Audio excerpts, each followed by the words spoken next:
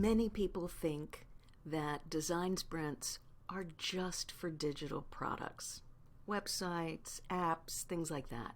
So to get all of the different possibilities in our minds and on the table, I created a workshop for my students so that we could imagine lots of different possibilities. Design sprints can be used for business strategy, for financial parts of the company, for business models, for physical services, in-person services.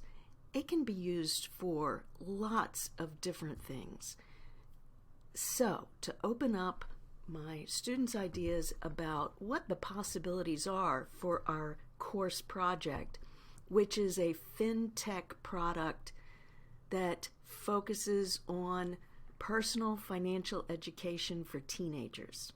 So they have a detailed project brief that goes into the background of this potential product, all of the different aspects of it, even the timelines for production and things that they would encounter in a corporate design sprint experience. So we ideated on live in Zoom using the whiteboard. We ideated on 4 different possibilities. Now, it could be more, but let me just give you a little peek. We looked at tech-based product ideas. Of course, app is always the first, right? And then we looked at in-person service ideas, virtual service ideas, and physical product ideas. So we just spent 10 minutes coming up with lots of different ideas, and then we kind of just voted on 4. Each of us got 4, one from each category that we really, really liked. And you can see they kind of clustered around certain ones.